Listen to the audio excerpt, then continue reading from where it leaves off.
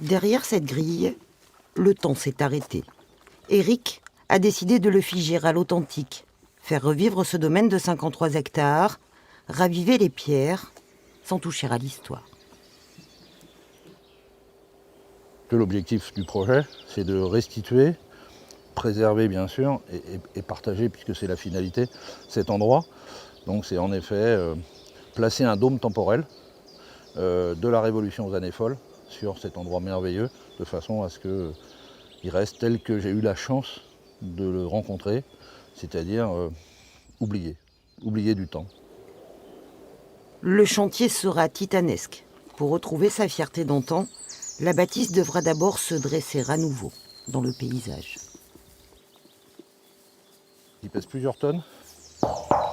Il est en cuivre, en plomb, en laiton, et il reposait originellement sur 6 pieds en chêne de 3 mètres. C'est la signature visuelle absolue de la fin du XIXe siècle de ce château. Le premier grand chantier de restitution, ça va être de rendre à Briord son identité visuelle par la restitution de ce campanile.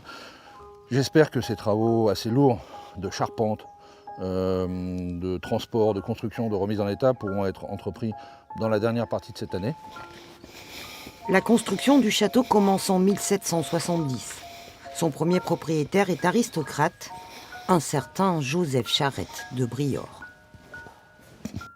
Ici, vous êtes dans la partie, dans l'aile ouest du château, donc dans les salles de réception, qui au fil des siècles, évidemment, ont changé de destination. Au XVIIIe siècle, ici, c'était une salle de réception.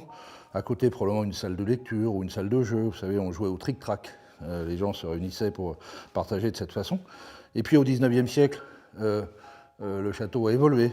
C'est devenu parfois un fumoir, parfois une salle de billard.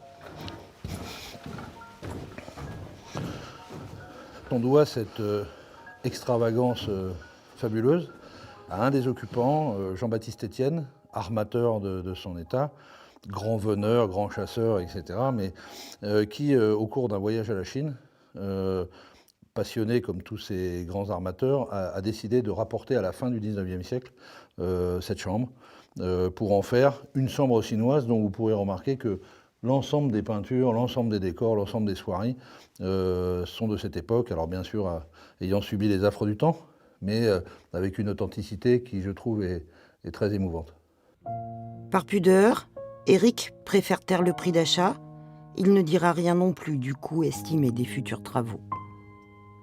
Alors c'est le chantier de plusieurs vies, parce qu'une n'y suffira probablement pas.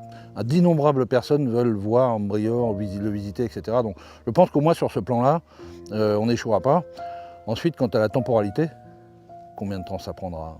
5 ans, 10 ans, 20 ans, 150 ans, probablement que c'est un... En tout cas, le chantier de préservation, il est infini. L'entrepreneur consacrera sans doute sa future retraite à la remise en état de la vaste demeure. Il s'en est fait la promesse. Un jour, il restituera ce morceau de patrimoine au public. Il a toute une seconde vie devant lui.